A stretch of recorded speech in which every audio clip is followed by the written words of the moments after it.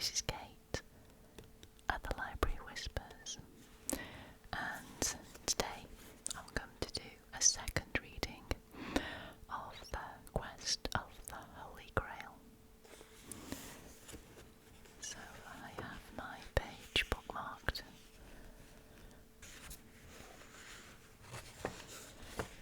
If you missed the first reading, I will put a link in the description so you can go to the video.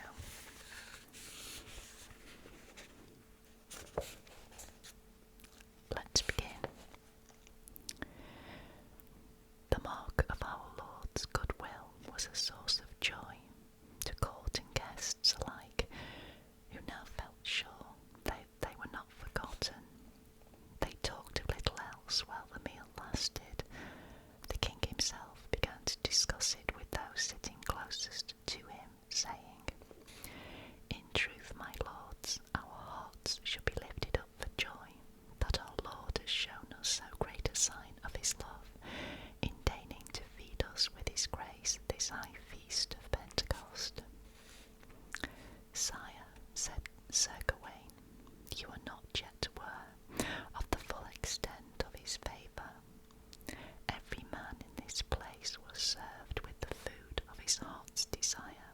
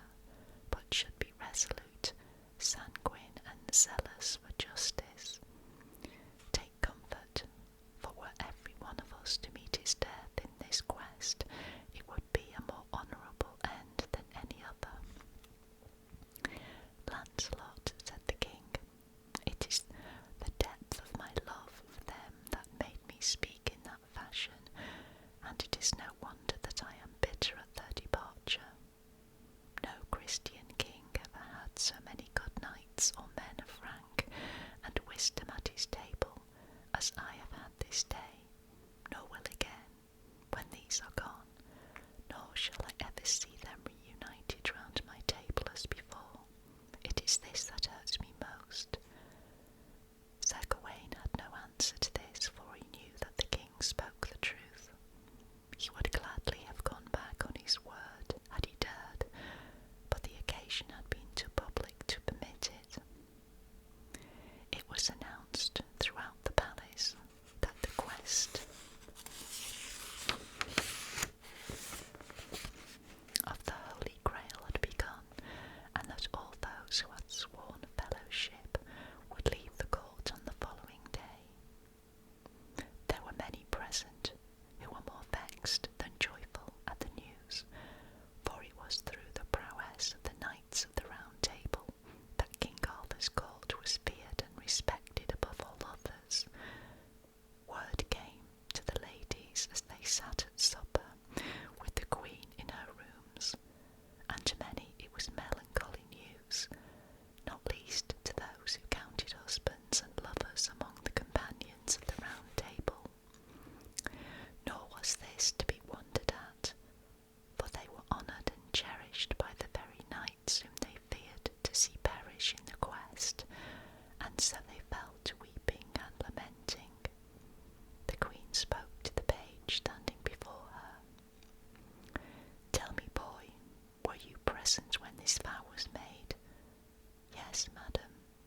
"And Sir Gawain and Lancelot of the Lake, are they to be companions?" "Yes, indeed, madam. Sir Gawain was the first to take the oath, and after him Lancelot and all the others. Not one held back all that fellowship."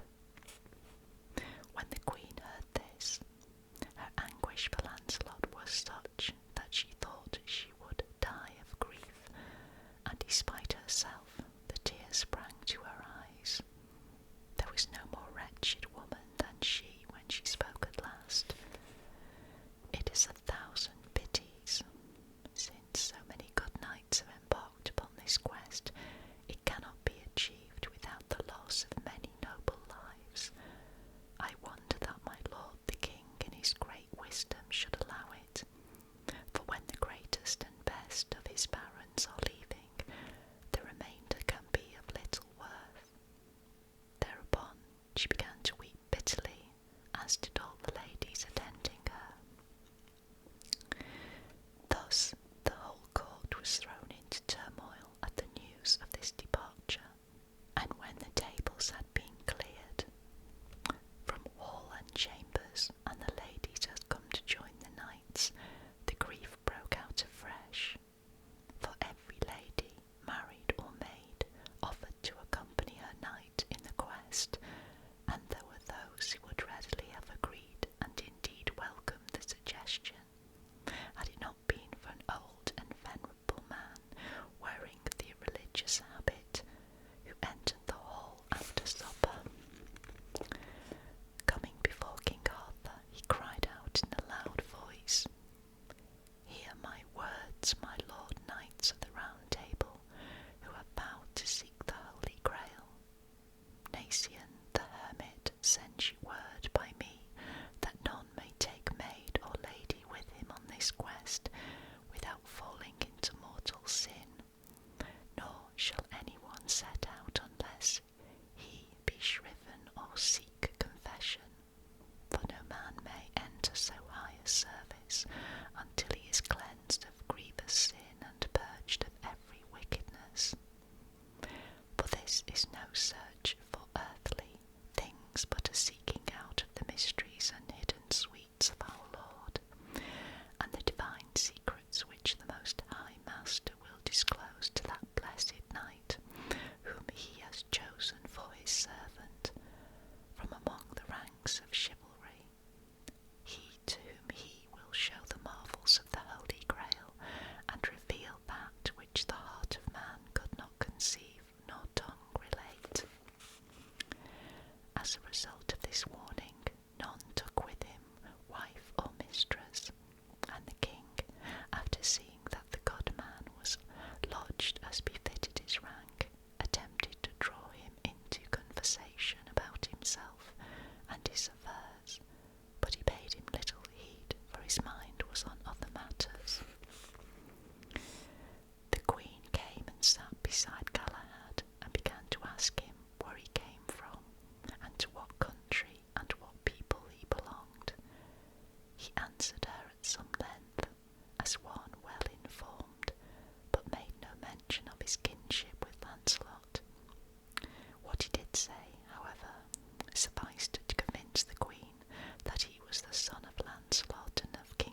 prince's daughter, whom she knew from frequent hearsay. Minded, if possible, to hear it from his own lips, she asked him to tell her the truth about his father. Galahad replied that he was not sure whose son he was. "Sir," she said, "you are hiding it from me. Why? As God is my help, you need never be ashamed to name your father. He is the finest knight on earth, and is descended on both sides from kings and queens, and from the noblest lineage known to man, and was reputed until now the best knight in the world. You, therefore, should by right surpass all men alive. Your resemblance, too, is so extraordinary that there is not a man here so simple he could overlook it if he gave it but a thought."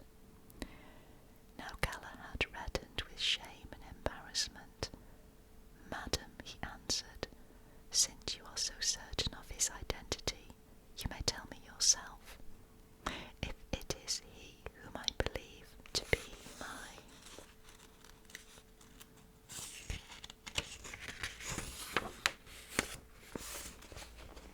father, I will accept that you speak the truth. If another, nothing you could say would make me concur." "In God's name," she said, "if you will not name him, I will. He who begot you is known as Sir Lancelot of the Lake, the fairest and best and most gracious of knights, whose presence brings solace to rich and poor, and who is better loved than any man of his generation. It seems to me, therefore, that you should not hide this from me or from anyone else, for you could not be the son of a nobler man or better knight." "Madam," he replied, "since you are so well informed, what would have been the use of my telling you? Others will know soon enough." Dusk found the Queen and Galahad still talking together. When the hour came to retire, the King led Galahad to his own room, where he made him, in honour of his high calling, lie down on the bed in which he himself usually slept. Thereupon the King went to rest, as did Lancelot and the other barons assembled at Camelot. That night the King was afflicted in mind for love of those whom his heart cleaved to, and who were to leave him next day for a place from which he feared they would not soon return. The thought of their absence, however long, did not dismay him unduly. His torment sprang from the fear that many would not come back at all. Thus, racked in mind and spirit, did the barons of the household and those of the kingdom of Logres spend that night. And when it pleased our Lord that the first signs of day should lighten the shadows of the night, those who had watched in heaviness of spirit rose at once to dress and prepare themselves. When the dawn was well advanced, the King left his bed, and as soon as he was robed, he went to the room where Sir Gawain and Lancelot had lain that night. He found them dressed and ready to hear mass. The King, who loved them as he might sons begotten of his own body, hastened to greet them, and they in turn rose to their feet and wished him good morning. He bade them be seated and sat down beside them. Then looking at Sir Gawain, he said, "Gawain, Gawain, you have betrayed me. The lustre you conferred on my court was not so great as the loss it now suffers at your hand. Never again will my palace be graced by so brave and brilliant company as you are stealing from it at your going, and yet their departure grieves me less than Lancelot's and yours. For no man can love another more than I have loved you, and that love is not new-born, but dates from the hour when I first recognised the virtues lodged in you." With this the King lapsed into most sombre thoughts, which brought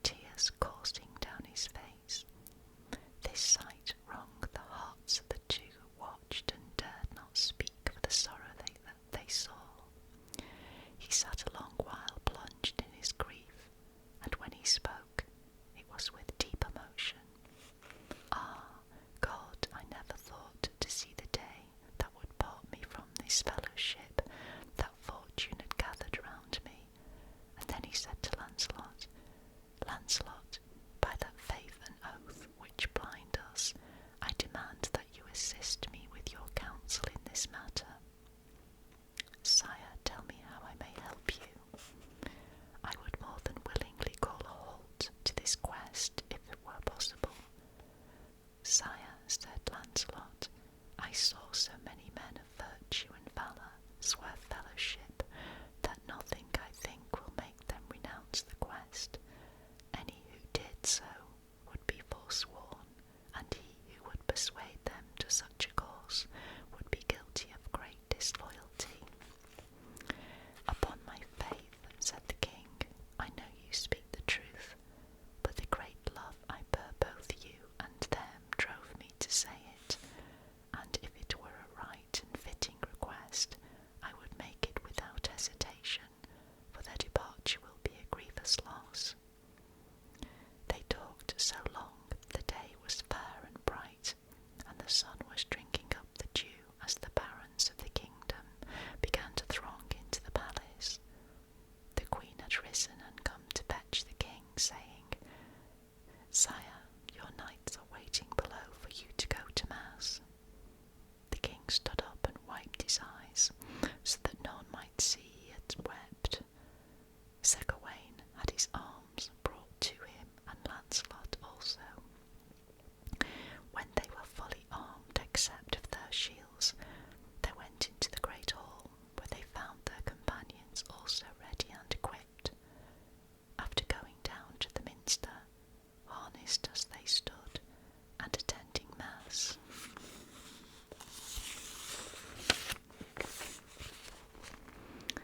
they turned to the palace, and those who were to be companions in the quest sat down together. "Sire," said King Bordamegus, "since this matter is so far advanced that honour demands it be pursued to the end, I would recommend that the relics be brought and the companions swear such an oath as befits the occasion." "So be it, since it is your wish," replied King Arthur, "and since there is no other course." The clergy of the palace brought in the relics on which all oaths at court were sworn, when they had been borne before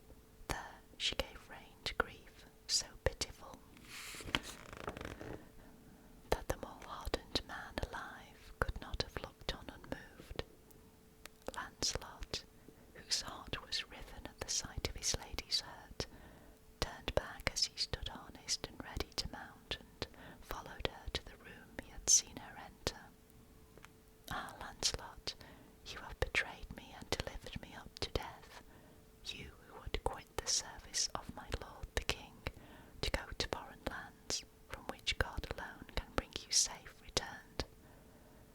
Madam, I shall indeed return, if it please our Lord, and that sooner than you think. Ah, God, my heart tells me otherwise. That makes me sick with dread, and teaches me all the anguish that ever lady suffered for her lover. Madam, I will go with your leave when it pleases you to give it. You should never go, she said, if I had my will. But since I cannot choose, I commend you to the safe keeping of him who suffered on the most holy and true cross to deliver mankind from everlasting death. May he protect and guide you in all your ways. Madam, he said, may God of his great mercy grant your prayer. Thereupon Lancelot took his leave of the queen and went down into the courtyard, where he found his companions already horsed and awaiting only his coming to move off. So he went to his steed and mounted it. The king, noticing that Galahad was without a shield and would have set out defenceless with the rest, approached him and said, Sir, I feel you are ill-equipped inasmuch as you carry no shield, as do your companions. Sire, I should do myself an ill service if I took one from here, nor will I ever take a shield till some adventure yield me one. In that case, said the king, may God protect you, I will say no more. Knights and barons spurred their horses and rode out, one and all, from the castle, wending their way down through the town until they left it behind them. Never had there been such weeping and wailing as was set up by the townspeople.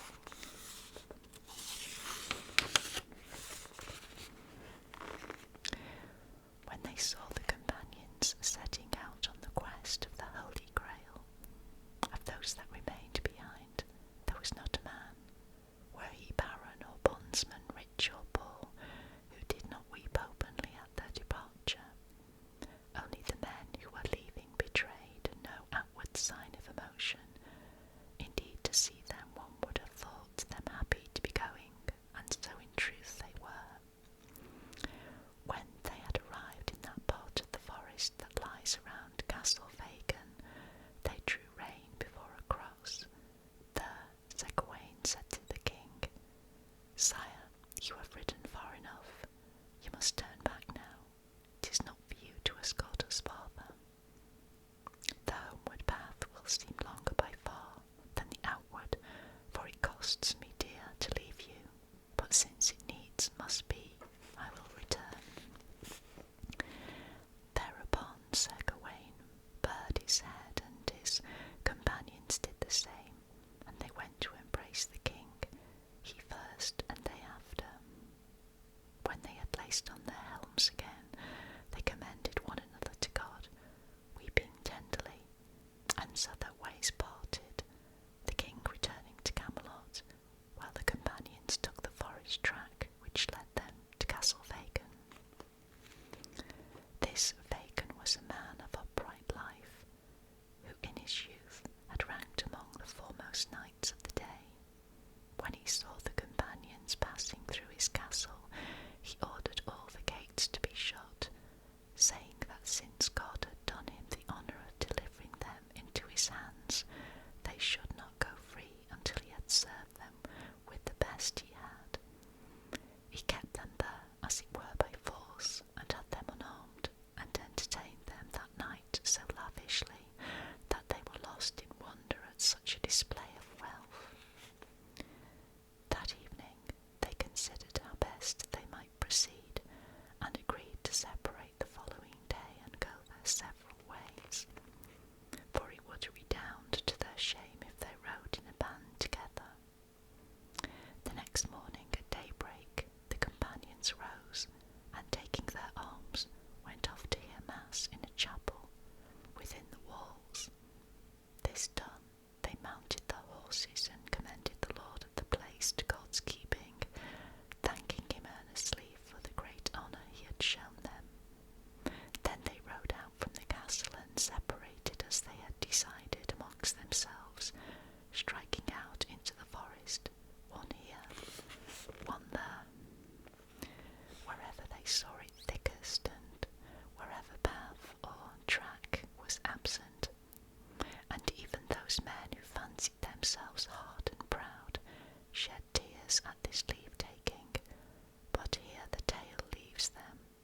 Tales of Galahad.